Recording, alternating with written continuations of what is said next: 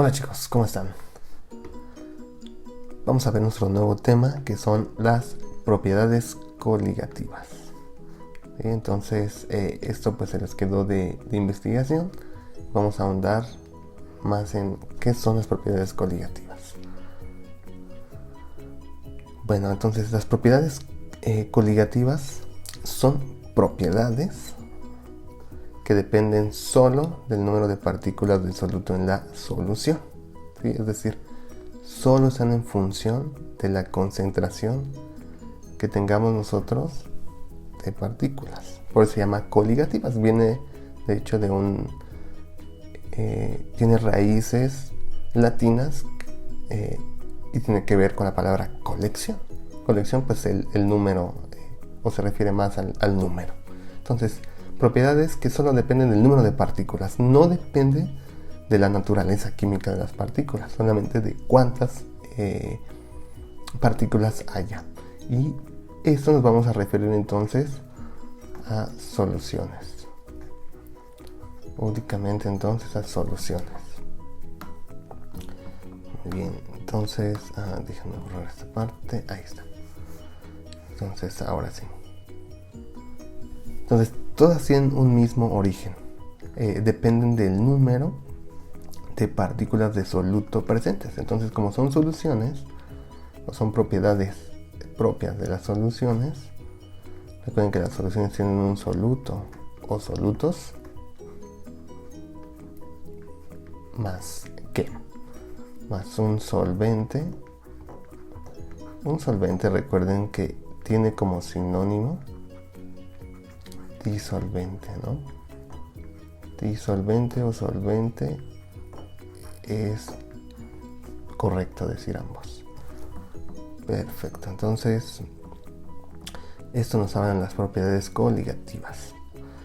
Y bueno, independientemente que sean átomos, iones o moléculas, entonces estos solutos pueden ser átomos, pueden ser iones o pueden ser moléculas.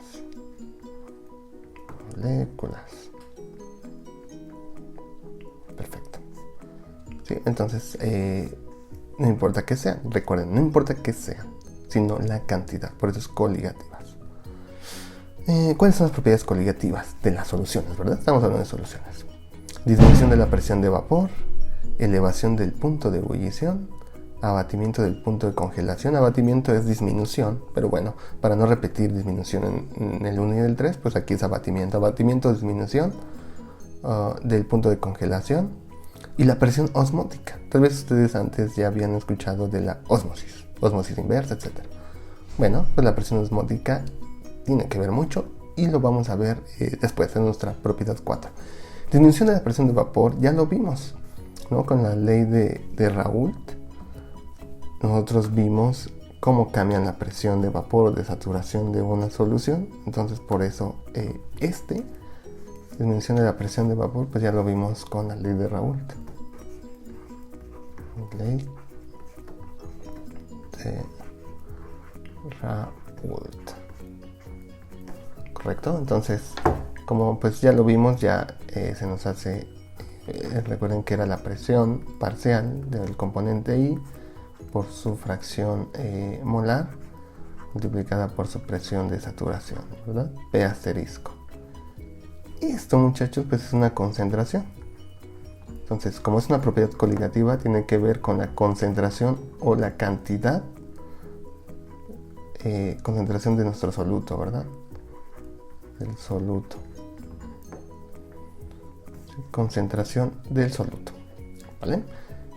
Por eso es una propiedad coligativa, porque esta concentración o esta fracción molar va a disminuir o aumentar la presión de vapor, ¿vale? Vamos a ver las otras tres a lo largo de este curso. Muy bien, entonces vamos a continuar. Y bueno, ¿por qué esto de estudiar las propiedades coligativas? Pues bueno, se hicieron a lo largo de los físico-químicos, los químicos, los físicos, haciendo sus experimentos en soluciones, acuosas y no acuosas, y se dieron cuenta que algunas propiedades físicas de las disoluciones o soluciones presentan diferencias importantes respecto a las del disolvente puro. Es decir, si tenemos agua pura, y por otra parte tenemos una solución acuosa, o sea, agua con sal, ¿no? Una sal. Se dieron cuenta que las propiedades del agua pura, o sea, su punto de ebullición, su punto de congelación,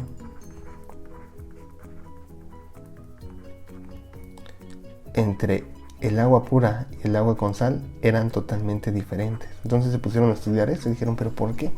Porque hay diferencias, ¿no? Entonces, esta sal, la cantidad de esta sal determinará entonces las propiedades, es decir, una propiedad coligativa. Bueno, aquí podemos ver un diagrama de fases, ¿vale? Entonces, por ejemplo, la línea continua, es decir, esta línea roja, la línea roja, la que es continua, este diagrama de fases es el del agua, ¿no? Entonces vemos una línea continua,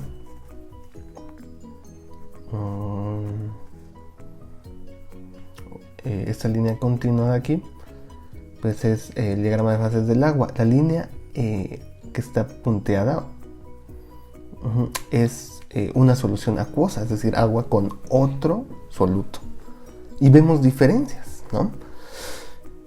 Por ejemplo, pues en primer lugar el punto triple, ¿no? Este lugar que está aquí, se encuentra desplazadas todas las, por ejemplo, esta curva, esta línea de aquí es la curva o la línea, el equilibrio sólido-líquido. En las soluciones está diferente. Vean cómo cambia al hacer ese diagrama. Recuerden, línea continua, agua pura, línea punteada, una solución acuosa. Entonces, aquí en general, el punto de congelación y el punto de ebullición cambian. ¿Y por qué? ¿A qué se debe este cambio? Bueno, desde el punto de vista termodinámico, vamos a hacer aquí una anotación muy importante. Aquí pues tenemos el agua pura, ¿no?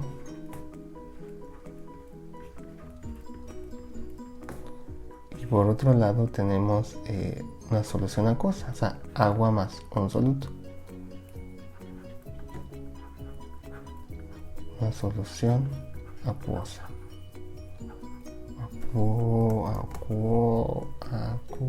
Acuosa. Ahí está. Entonces, el agua pura, por ejemplo, tiene un orden en sus moléculas. Ay, ¿qué está pasando? Tengo un segundo. Ahí está. Tiene un orden molecular.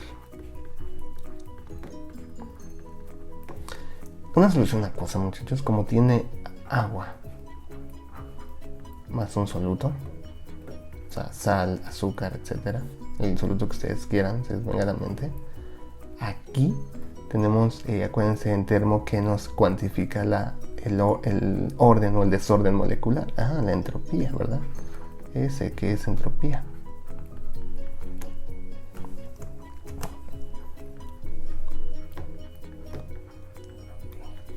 Entonces, la entropía aquí en el agua pura es mucho menor que la entropía en la solución. Esa es la entropía del agua y esa es la de la solución, que le pongo ese sol. Aquí la solución tiene un alto grado de entropía, ¿sí? Entonces, ¿por qué un alto grado de entropía? Porque está el agua con otro soluto. Es como si a ustedes, por ejemplo, los mezclaran con otro grupo en un mismo salón. Son más estudiantes, hacen más relajo, el grado de entropía aumenta. Aquí también las moléculas de agua interactúan con soluto, entonces el grado de desorden molecular es altísimo, entonces la entropía aumenta. ¿Y por qué la entropía entonces hace que cambien las propiedades físicas? Pues bueno, al aumentar la entropía se requiere más energía para ebullir el agua, como más energía para congelarla, que es lo que vemos en este punto. Después vamos a estudiar matemáticamente estos cambios. Entonces ahora, muy importante, Primero tenemos que estudiar las propiedades coligativas de las soluciones de no electrolitos. Entonces es de no electrolitos. Eso es lo primero que vamos a hacer. Vamos a estudiar sus propiedades coligativas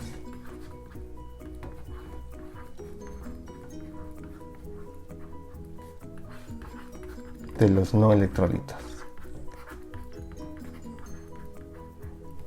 ¿Sí? Porque, bueno, se tiene que separar esto. Recuerden, una propiedad coligativa depende del número de partículas. Un no electrolito, ¿qué pasa? Bueno, es un soluto disuelto que permanece en forma molecular sin carga y no presenta tendencia a la disociación de iones con carga eléctrica. Por ejemplo, si yo dibujo un... ¿Cómo yo puedo representar esto? Por ejemplo, un electrolito muy común, muy usado y siempre utilizado para ejemplificar esta parte, pues es la sal, ¿no?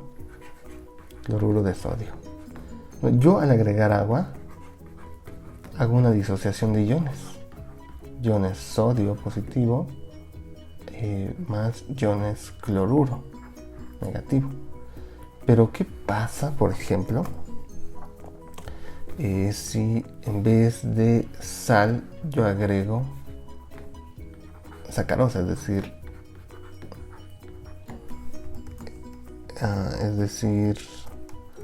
en un segundo,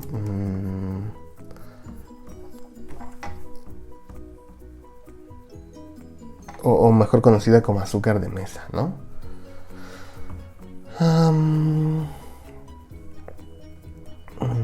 Un segundito.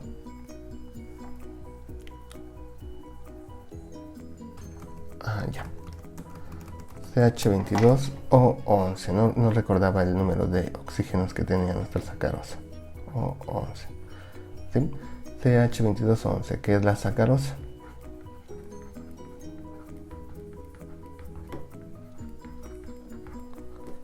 Y yo agrego agua, pues aquí no ocurre el proceso de arriba, porque la sacarosa pues tiene un enlace covalente. Este enlace covalente no se disocia en iones con carga, como sucede con el cloruro de sodio, que tiene un enlace más bien iónico.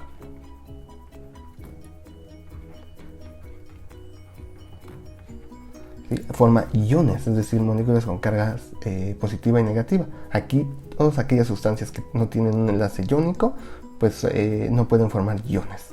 Esos son los no electrolitos. Ese de aquí arriba, pues es un electrolito.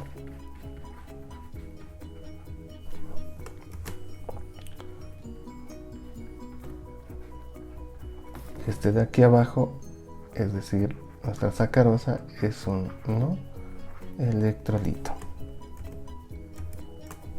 Es un no electrolito, ¿no? Entonces por eso el Gatorade y todas estas bebidas son electrolitos, ¿no? Que aportan, o bueno, clave de su proceso pues es la aportación de iones, es decir, de electrolitos, que ya estudiaremos más a detalle. Entonces ahorita por el momento vamos a estudiar las propiedades coligativas de los no electrolitos. Perfecto, entonces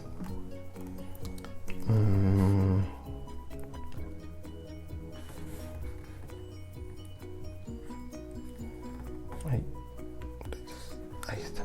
Disminución de la presión de vapor, pues ya vimos la ley de Raoult. ¿Se acuerdan de esta gráfica? Pues bueno, esto pues ya lo explicamos, ¿no? Al ir agregando algún soluto a la solución, pues la presión va disminuyendo, va aumentando, ¿no? Es decir, hay un cambio en la presión. La siguiente es la que veremos más a detalle en la siguiente sesión, que es el aumento, nuestra propiedad 2. La 1 pues la disminución de la presión de vapor. La 2 es el aumento del punto de ebullición. Vamos a ver por qué aumenta.